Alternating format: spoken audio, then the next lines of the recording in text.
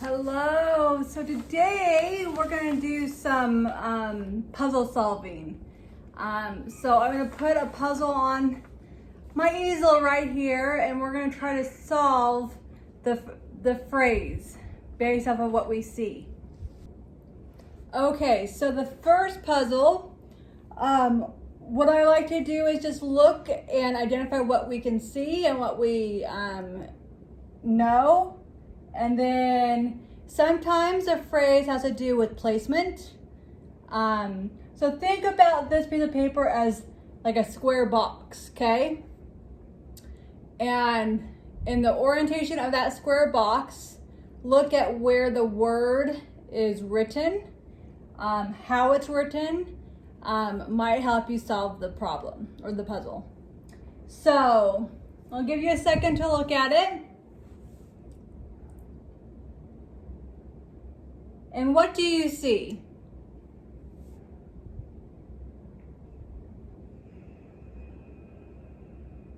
Okay, so there are 3 words, and those 3 words are the same word. The word is heart, okay? So the phrase has to do something with the word heart. But they're divided, right? So we have the word heart that is by itself, and then we have 2 hearts together right here. Okay? Now think of a phrase. These puzzles are kind of well-known phrases or expressions. So heart, and then how many hearts are together? 2, right? So heart, 2, and the word heart. Heart, 2, heart. Okay, so that's how you do the puzzle. So this one, the answer is heart, 2, heart. Okay, so here's our next puzzle. So again, let's look at what we can see or what we can read.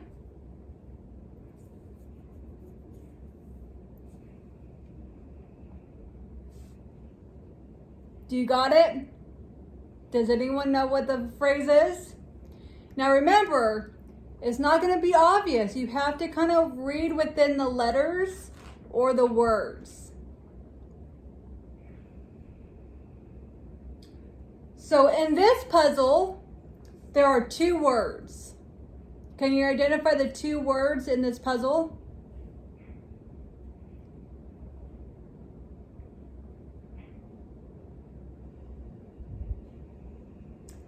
Did you see the word shot? S-H-O-T, shot. Okay, so if we eliminated these letters that form the word shot, what word forms with the letters A-R-M?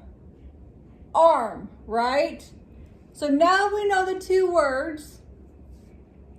Now let's look where they are written or the orientation of the words, right?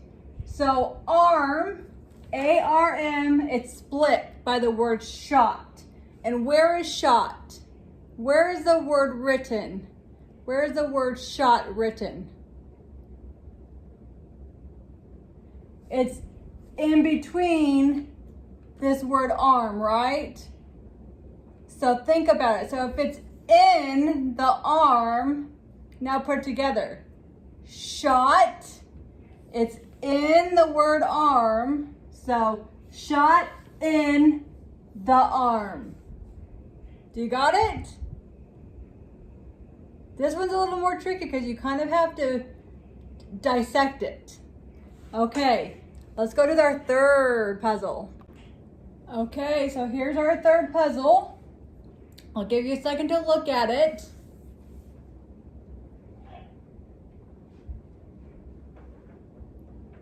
So what do you see, or what is red on this square piece of paper? The word 1, as in the number 1, and the word won, as in I won the game, right? So 1 and 1. Now see if you can put them together. Remember, Look at where they are written, the location. Well, we know that the word number one is written on top of the word one, W-O-N, right? So what's a phrase that has to do with one and one? If the word number one is written where? Is it under or over the word one? It's over, okay? Or what's another word of saying when something sits on something else? You're laying what? On top, right? So one is on one. One on one. You got it? Okay, so our next puzzle. Look at what you can see.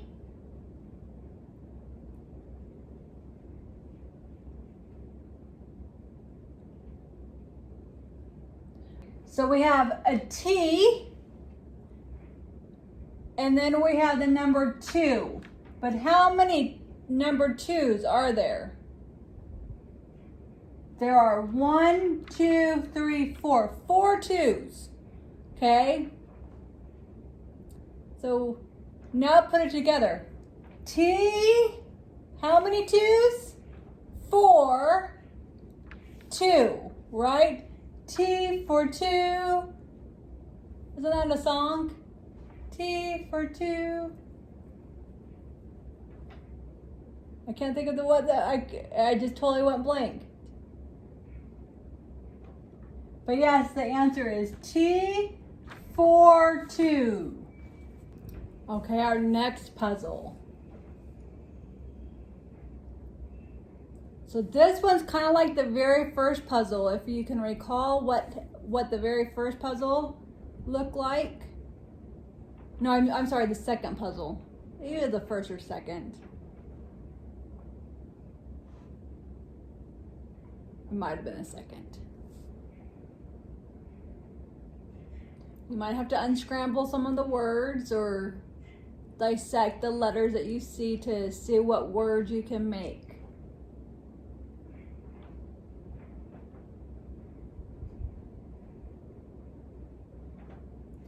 If I were to put my hand right in front of these letters, okay, I'm trying to, my hand's not big enough, but if I covered the T-H-R-O-W, okay, what word can you make with the remaining letters? T-O-W-E-L. Tell, okay? Now if I cover the beginning and end, what's left? Throw, right? And where is throw? It's inside the word towel, right? So throw in the towel. Do you get it? See how these phrases work? Okay, so here's the next puzzle. Sorry, I kind of made a mistake, so I had to fix it on this page, on this puzzle. But look at it and see what word you can find.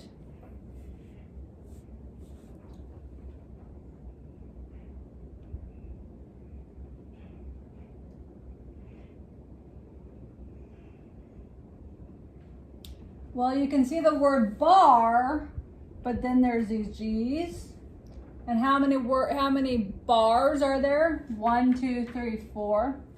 Could work, bar, but what does a G? What do the 4 G's have to do with the puzzle or the phrase that we're trying to solve?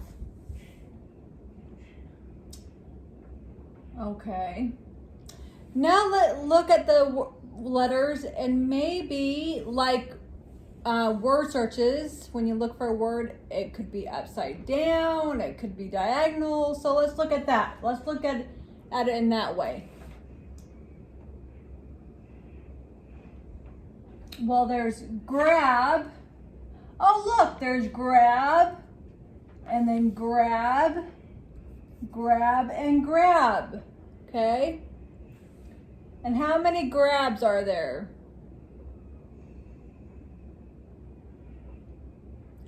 4, okay? And how are you reading the word grab? Are you reading it sideways? Are you reading it down? Or what? Up, right? You start from the bottom and work your way up, right? G-R-A-B, right? So up, how many grabs are there? 4. So up 4, grab. Did you see it? Okay, so here's a puzzle. But remember, I had told you to not just look at what you're reading or what you're seeing, but where it's written and how it's written, right? The orientation and the location that it's written. So, what word do you see?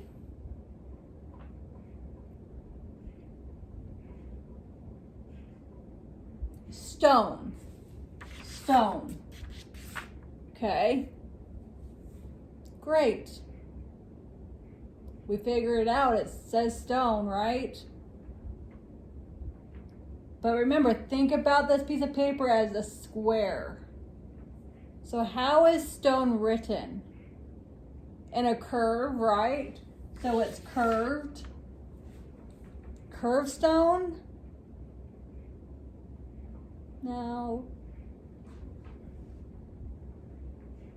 What's another phrase of saying a curve? So if this was a square, okay? So I'm drawing that square, that invisible square.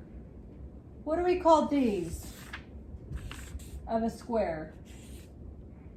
A square has 4 sides, right? 1, 2, 3, 4.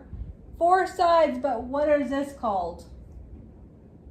Or this, or this, or this. What are those called? What are these? Corners, right?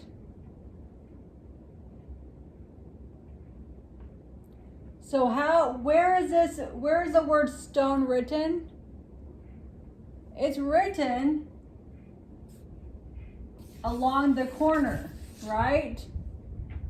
That's where you see the word. So corner stone. That's a phrase, right? A building has a cornerstone in their foundation. So we got it. Cornerstone. Good job. Okay. So this puzzle, you might look in like, wait, nothing's wrong with this. But look closer.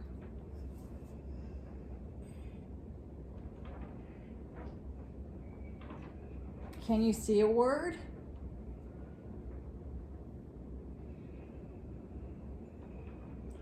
Or what's the word closest to what you see?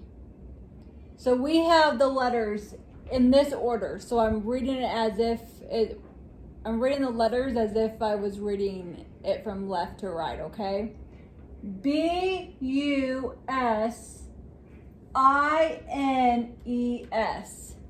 Is that a word? It's not a word. But what word is closest to this? Think of a word that would be the absolute closest to what these letters make. So if we were to sound this out, how would it sound? B-U-S-I-N-E-S. Business. Business. But how do you spell business? It's with 2 S's at the end, right? So the S is missing. So if it's missing, this word is what? Incomplete? Or what's another word for incomplete?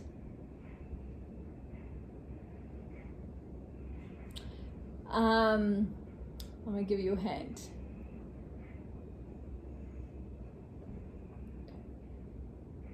When something, or let's say you have a conversation with someone and it doesn't, and you don't complete it, or you don't finish the conversation, it is unfinished, right? So put unfinished with this word. Unfinished, because it's incomplete, and unfinished might be the right synonym to the word incomplete. Unfinished business, because I didn't finish the word business, right? Because I needed to do another S. Unfinished business.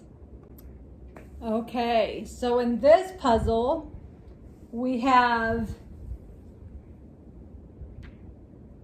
4 words of long. So 4 words of long.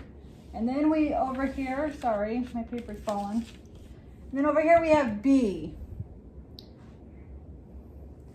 Belong, for belong.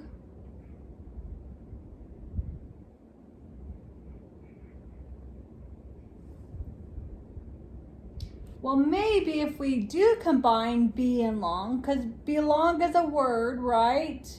But there's a significance to why there's 4 of them. 4 of them. So let's try be long for. Doesn't really make sense, right?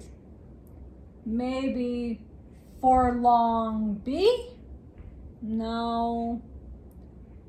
What about if we say, we put the letter B, then the number longs we have, and then say long afterwards.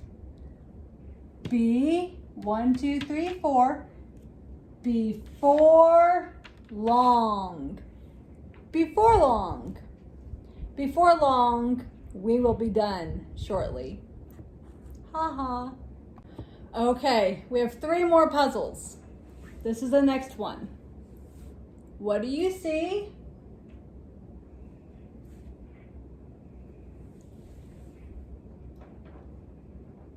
So you see able, A-B-L-E, okay.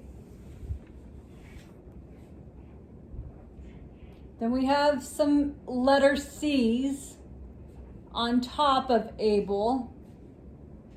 But how many C's? That might be a significant piece of the puzzle.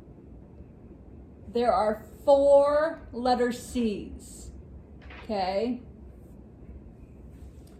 Now, 4 C's above able, doesn't really work, right? Maybe if I read it all in one sentence, it might make sense. So how many C's? 4. Foreseeable. Foreseeable. It might not be spelled correctly, but they broke it down to give you hints. Okay, second to the last puzzle.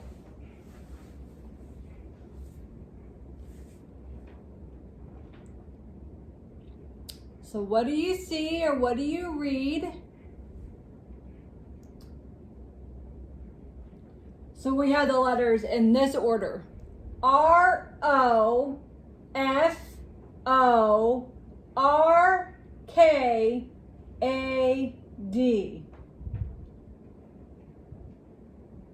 Do you see any words using those letters?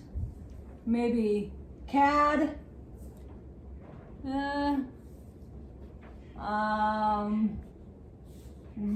Rofo.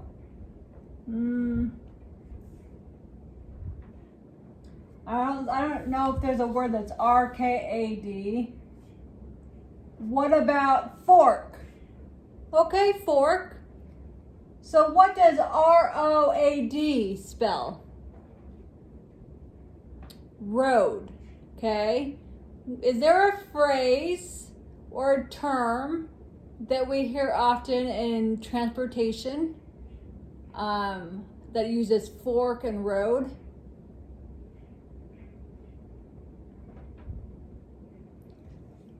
Fork in the road, right? Fork is inside the word road. So fork kind of split that word up, right? So fork in the road. So fork is inside the word road. It almost like it broke it up, right? So fork in the road. Okay, so we're gonna use this square and I'm gonna write the last puzzle.